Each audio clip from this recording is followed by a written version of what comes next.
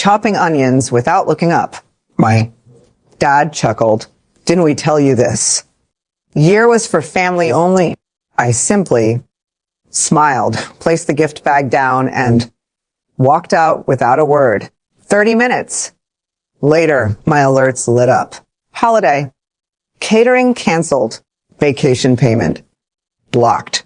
Family Netflix logged out.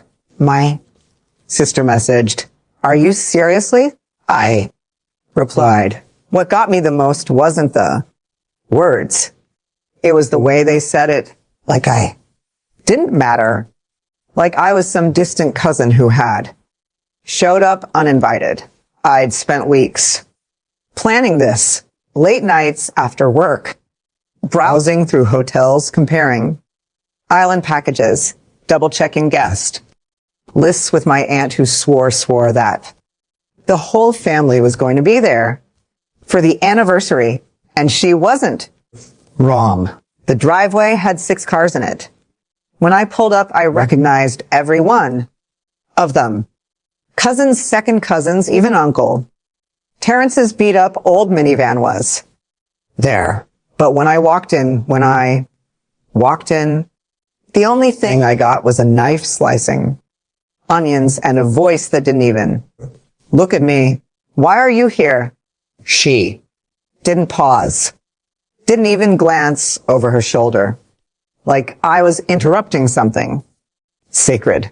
And then my dad sitting at the kitchen table like it was just another Sunday morning with a coffee and a crossword puzzle. Said it, didn't we tell you this year was for family only? That was the line. That was it. Not even a joke. Not even a smirk. Like he was teasing. Just flat. Like I wasn't even part of that word anymore. Family. I had the gift bag in my hand. Silver with navy blue tissue paper poking out the top. Inside, a personalized anniversary photo book. I spent hours designing a handwritten letter, and at the bottom, a slim white envelope with 2 plane tickets to Hawaii, 5 nights, private suite, ocean view, spa access, everything they ever said they'd do someday if we ever had the money. I gave them that someday, and they didn't even let me get a word out. I didn't speak. I didn't ask why. I didn't explain. I just walked to the dining table, placed the bag down carefully like it was glass, and walked out of the house without looking back. My uncle saw me from the living room and started to get up, but I didn't stop. No. One stopped me, got in my car, and drove 2 blocks before I had to pull over. I wasn't crying. I wasn't even angry yet. I was just done. Done trying. Done pretending like being treated this way was normal. By the time I reached the freeway ramp, my phone started vibrating nonstop. Holiday catering canceled. Vacation. Payment blocked. Family Netflix logged out. And then the cherry on top. My sister's message. Are you seriously doing this? I stared at her text. Thought about how I just helped her refinance that $1,700 phone loan she couldn't qualify for. How she told me I was the only one who actually helps. Thought about how she'd cried when I transferred the deposit to her account so her car wouldn't get repossessed. Are you seriously doing this? I replied. Seriously doesn't even begin to cover it. They didn't know about the Hawaii trip yet. Not a clue. No one except my uncle, who helped me book it and promised to keep it quiet. I had planned to announce it during dinner right after the toast. I'd even preloaded a video of palm trees and ocean waves onto a USB to play on their room TV. That was going to be the moment. That was the plan. Now the plan was different. Now I was done playing nice. They wanted to act like I was just the backup generator that kicked on when the house lost power. Fina, I'd flipped the main switch and none of them, not even my sister, had any idea just how dark it was going to get. By the time the sun went down, I had the whole scene in my head like a movie I'd already watched 100 times. My cousin Jenny would have been the one to open the gift bag. I could just picture her, always curious. She probably pulled out the letter first, skimmed it, then paused at the envelope. Maybe someone joked, "Ooh, mystery gift," before she slid the tickets out. Then came the silence. Then came Uncle Mark, who was definitely on his third glass of wine by that point, loudly declaring something. Like, "James really went all out, huh? He told me he booked you guys a whole damn trip to Hawaii. Just like that. No. Warning. Just tossed it out there like I was the hired help who forgot to show up. And my parents, I imagine my mom paused mid-bite. My dad probably sat forward in his chair like he was trying to catch up with what he just heard. And then came the realization. They just kicked their golden goose out of the kitchen. I didn't need to be there to know exactly how it unfolded. I'd seen versions of it my whole life. First, the regret, then the scramble, then the damage control. But none of that mattered because while they were reeling and whispering and looking around for someone to blame, I was at home sitting in the quiet. A real kind of quiet, the kind you only get when you shut the whole world out. I made one plate of food for myself, poured a drink, turned off every notification on every app, and put my phone face down on the counter. Then I unplugged it completely. I didn't want to see their names, not one of them. I had no guilt, not even a flicker of it. They always found a way to make me feel small, even when I gave them everything. And this time, I'd given them something huge, something no one else had, a trip they talked about for years like it was unreachable. And they didn't just reject me. They didn't even ask what I was doing there, didn't even care. When I woke up the next morning, I plugged the phone back in just to see how bad it was. It lit up immediately. 22 missed calls, voicemails from both parents, 3 from my sister. The texts were worse. Long paragraphs full of warm words, emojis. "Sweetheart, baby, we're so sorry. You didn't tell us." "We didn't." "No." Like they could flip the whole thing back with fake concern. By the time I finished reading the messages, someone knocked at my door. I already knew. I didn't open it at first, just stood there watching them through the peephole, both of them dressed like they were coming from church. My dad held a bag of muffins, store-bought with the label still on. My mom clutched one of those generic thank you cards people keep in the kitchen drawer for last-minute birthdays. They looked like strangers trying to sell me something. When I finally opened the door, they smiled like nothing had happened. My mom stepped forward immediately. "We just wanted to talk." I let them in, mostly because I wanted to see how long they could keep up the performance. They sat down like guests. My dad tried to joke about the weather. My mom asked about work, and finally, like I knew they got to the point. She said it carefully, like she was afraid to break it. "You didn't cancel the trip, did you?" I didn't even hesitate. Told them it was gone. I'd sold the whole package to someone else that morning. The shift was instant. All that fake Warmth drained from their faces, but they didn't say anything, just sat there. I didn't offer more. No explanations, no reassurances, no apologies. After a few awkward minutes, they stood up and left without touching the muffins. My dad said they'd talk later. My mom gave me a look like she was calculating something, like a plan was forming. I thought that was it. But later that night, I'd find out just how wrong I was. Part 3, retaliation. The only reason I knew something was wrong was because of the tilt.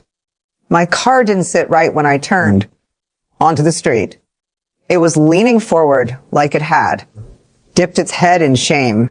For a second, I thought I was being paranoid, but as I pulled into my driveway, the shine from the street lamp hit just right, and I saw it. 2 front tires, slashed, not deflated, not low, ruined. I didn't get out of the car immediately, just sat there in the driver's seat, staring at the damage like it was part of someone else's story. But I already knew it wasn't random. It wasn't some neighborhood kid with a grudge or a robbery gone bad. It was personal. It was deliberate. It was them. There were only 2 people petty enough and stupid enough to think that would get a message across, and they had been in my apartment just hours earlier. All smiles and soft voices, pretending like everything was fine because they thought I still had those tickets in my back pocket. I went inside and didn't even take my shoes off. I opened my laptop, sat at the kitchen counter, and got to work. First, the shared renovation fund my parents had been talking about. Redoing the entire second floor of their house, turning it into a guest suite, maybe even renting it out for extra income. They couldn't afford the whole thing. So I agreed to pitch in quietly, of course. Every month, I'd been transferring $1,200 to a separate account I set up just for the work. They didn't know the exact amount, but they knew I was covering most of it. Paused, disabled future. Transfers locked it. Then my sister. She was 2 months into a new job she hated and barely keeping her head above water. For the past 6 months, I'd been sliding her $600 each month so she could afford rent without maxing her credit card. She never asked twice, just sent the emoji with the little hands praying like that was enough. I opened the banking app, canceled the recurring transfer, cleared the payment history, unlinked her account entirely. That was 2. Next came the loan. She wanted a new phone because everyone at work uses iPhones, and her old one was embarrassing. I'd co-signed for her, got her the upgrade, and then when she started skipping payments, I took over. $1,700 total. I've been auto-paying it every month without even thinking. I went in, removed my card, canceled. Auto-pay, let the next bill become her problem. 3. After that, I opened every streaming service. Hulu, Netflix, HBO Max, Amazon Prime, Spotify, the ones they'd been using for years without pitching in a cent. They never asked, just logged in and acted like it was theirs. Family, right?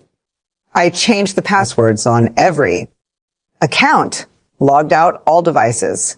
On Netflix, I renamed the remaining profile to no more free rides. On Spotify, I left only one user of me. 4. And then the contractor. He was scheduled to start drywall and painting the upstairs hallway next week. He'd already done the insulation and some of the electrical work I prepaid. but I still owed him the second, half for the full job. I called him, told him to stop, that the rest of the project was canceled and I'd pay for what was done, but nothing more. He didn't ask why, just said, okay. That was 5. It wasn't about revenge. Not at first, it was about balance. For once, I wanted the scale to tip back towards 0. No more, just help us out. This one time. Or you know how much we appreciate you.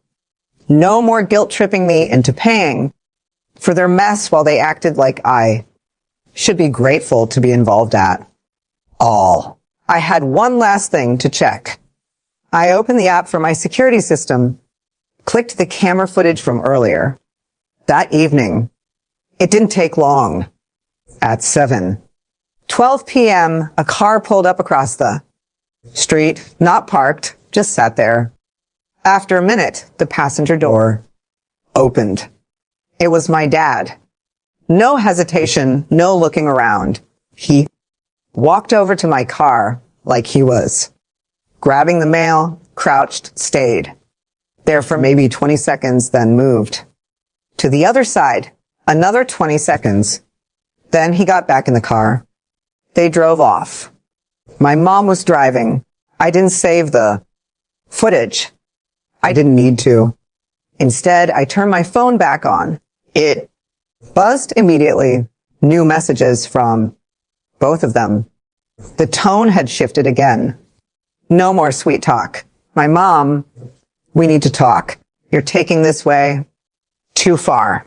My dad, this is still your family. Don't throw it all away. My sister, what is going on? Why is my payment gone? I didn't reply to any of them. I just sat in the dark, letting them feel what I'd felt for years. Unseen, unheard, unimportant. The next day started too quietly. No. Buzzing phone. No knock at the door. Not even a single email from work. It was like the world had paused just long enough for something to go wrong. I didn't trust it. By noon, I found out why. A knock at my door. Not the usual half-hearted kind either. This one was fast and sharp. Like whoever was on the other side was too pissed to be polite. I checked the peephole. My sister, Iloni. I opened the door halfway, just enough to block her from walking in. She didn't wait. Didn't even say, hi, you cut off my phone payment. No lead up. No pretense. I told her yes. I also told her I cut off everything else too. Rent, help, streaming, allowance, and that she should probably check with mom and dad before asking why. She looked at me like I'd spit on her. You're seriously punishing me for something. They did. I didn't say anything yet. First, I let the silence stretch. Then I asked, did you say anything when they kicked me out of the kitchen? She didn't answer. Did you stand up for me once? More silence. Then she tried a different angle. Okay, maybe I didn't, but you think slashing your own family's tires is normal. I just blinked at her. You think I don't? No, it was them. You think I don't have it on camera? That stopped her. She looked away for the first time, fidgeted with her keys. Then almost under her breath, Mom said, you wouldn't call the cops. That was it. I stepped back, told her I was done, and closed the door in her face. Not hard, not dramatic, just enough to end it. 5 minutes later, my phone started blowing up again. My mom sent another series of texts. Apologies, explanations, stories that didn't make sense. My dad followed up with some nonsense about needing to release the frustration. They were spinning now, grasping for anything that would keep me from doing what they thought I might. But then came something I didn't expect. A message from a cousin I hadn't spoken to. In 2 years, Brandon grew up with me, moved across the country, barely kept in touch. The message was short. Hey, you might want to check Facebook. Uncle Ray posted something weird. So I did. Uncle Ray, known for barely understanding how to tag someone in a photo, had apparently decided to take a side. He posted a rant. Long, angry, public, about ungrateful kids, fake family loyalty, and how even the most generous heart can be poisoned by entitlement. He didn't say my name, but he didn't have to. Everyone in the family group chat would know exactly who it was about. That wasn't the worst part. The worst part was the comment section. Aunts, cousins, people I hadn't heard from in years, all chiming in. Guess who wasn't invited? For a reason, thought he was better than everyone, always flashing money, but no respect. I sat there scrolling, watching the pile-on happen in real time. My family had turned on me again, but now it was public. And then came the message that made me freeze. I think we deserve those tickets, not him. It was from my mom, not to me, to Uncle Ray in the comments under his post, like she forgot. For a second that I could read, I sat there staring at it for a full minute. Then I picked up my phone, not to reply, not to yell, to post. And I did. One screenshot. The plane tickets full. Itinerary. Total cost $140,000. 2.3 set with a caption. This was their gift. They told me family only. Guess they meant something else. Then I turned the phone off again. Let them fight over the ashes. By the next morning, my post had blown up way more than I expected. I hadn't tagged anyone. No name is just a screenshot and a sentence, but that didn't matter. The people who needed to see it saw it, and the ones who didn't were quickly filled in by everyone else. By noon, I had 20 unread messages. By 1, I had 42. By 2, I had a voicemail from Uncle Ray himself, his tone a lot less brave than the one he used on Facebook. He wanted to clear the air, said he didn't realize the full story. Right. The rest of the family chat was imploding. Half the cousins were siding with me. The other half were pretending they never commented anything. Screenshots were flying around, and the group admin, my cousin Tessa, finally archived the chat and texted me privately to say, it's a damn war zone. I hadn't even moved from my couch. Around 3 p.m., there was another knock on my door. Not my sister this time. My parents. They didn't wait for me to open it. They just stood outside, ringing the bell, then knocking again. Over and over. I didn't move. After 5 minutes, I heard the envelope slip under the door. When they left, I picked it up. Inside was a handwritten letter from my dad. I could tell he wrote it quickly. His handwriting was a mess, and the pen bled in a few spots where he probably pressed too hard. He said they were that they weren't thinking clearly, that it wasn't supposed to go that far.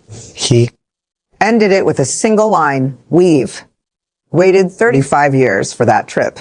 Please don't punish us for one mistake. I laughed out loud. One mistake? I could have made a scrapbook of their one mistakes. Not even 30 minutes later, I got a call from the contractor who was supposed to finish the second floor renovations. He said my dad had reached out to him offered to take over the payments, but the card declined twice. Then came the second call from the cell phone. Carrier. My sister's phone payment bounced. The line would be suspended in 3 days if the balance wasn't covered. They were already unraveling. By the evening, my cousin Jenny messaged me, the same one who probably opened the gift bag. She told me my mom had called her, crying, trying to get her to guilt me into restoring just the tickets. Said she could handle the rest falling apart. But that trip was everything. I didn't respond. I didn't even think about responding until the next day when I went out to get groceries and noticed the side of my house. Spray paint, not huge, but clear enough. Heartless. That was it. Red letters, all caps on the siding near my kitchen. Window. Just one word. But it told me everything I needed to. No. They weren't done. They were doubling down when manipulation didn't work. It turned to shame. And when shame didn't work, they went for vandalism. I filed a report with the police, not because I thought anything would come of it, but because I wanted a paper trail. Then I called a painter to get a quote. It would cost $950 to clean, prime, and repaint the side of the house. I already knew who used to be helping me pay for house maintenance. And I already knew that moving forward, not a single one of them would see another cent. They wanted to burn it all down. Fina, let's see how well they survived the cold. By the end of the week, the group chat had gone silent. No memes, no photos of someone's baby, no birthday reminders, just silence. Like the whole family had agreed to stop pretending it was ever a family at all. I kept the voicemail from the police. Just a courtesy call to let me know they documented the incident and would monitor the area for further reports, which meant we won't do anything unless you catch them red-handed with a spray. Cannon daylight. I didn't care. The damage was minor. The point had already been made. I had the house repainted the next day. While the painter worked, I sat on the porch with a coffee, scrolling through old photos of holidays and birthdays where I was the one holding the camera and footing the bill. They always smiled big when they were on the receiving end. Not anymore. The final message came Saturday morning. Me, Dad. A voice note because apparently texting had failed him. He said they'd made a mistake, that they lost their temper, that I misunderstood their reaction at the kitchen that day, that it was supposed to be a joke. Then, after a long pause, he dropped the all. Reason for the message. We can't afford the Hawaii trip ourselves. It's not like we can ever do something like that. Again, you know this. He was trying to sound defeated, but I heard the edge underneath, the blame wrapped in disappointment. That afternoon, I called the travel agency. I told them the situation, told them I had already resold the package to a friend. They were nice about it, said I could still send a cancellation notice to the original guests if I wanted, just for formality. I didn't let them wonder. Then I logged into the bank and made one final change. I had a shared emergency account with my parents. They didn't touch it often, but it was their just in case. Quiet, reliable. They considered it a backup plan. Something they assumed I'd always fund just in case things got tight. I emptied it. 2,000 yuan transferred to a separate personal fund I created under a name they'd never recognize. That night, I got one last text from my mom. If you don't help us, everything falls apart. She was right. The second floor. Renovation stalled. The contractor canceled. My sister's phone line was suspended. She switched to a burner she probably bought with the last of her savings. The family group chat never came back. Cousins started whispering behind closed doors, realizing maybe they picked the wrong side. And me, I started sleeping better. The worst part of all this wasn't the slashed tires or the graffiti or the way they twisted everything to make themselves the victims. It was realizing that for years I gave and gave, and they only loved me when they needed something. Now they needed a miracle, and I wasn't in the business of saving them anymore. It's been just over 3 months since everything blew up. I didn't think they'd stay quiet this long, but apparently rock bottom comes with its own kind of silence. Then, last Thursday, I got a letter in the mail. Not a bill, not spam. Handwritten, no return address. The handwriting was shaky. Looked like someone had written it with their non-dominant hand on purpose. Inside was a single line. Grandma wants to see you. She's not doing well. No name, no details. Just that. I hadn't seen my grandmother in almost a year. Last I heard, she was still sharp, still gardening, still the only one in the family who never asked me for money, and she never got involved in drama. She just watched, judged quietly, and kept herself. So I called her. She picked up on the third ring like she'd been waiting for the call. We talked for 15 minutes. She didn't ask me about Hawaii. She didn't mention the group chat. She didn't even bring up the tires or the vacation or the Facebook post. Instead, she asked if I'd help her with something. Not money, not errands, not even anything big. She wanted to sell her house, said she was tired of playing witness to all the nonsense, that she was moving to a retirement condo downstate, that she didn't trust anyone else in the family to help her handle the details. I said yes without hesitating.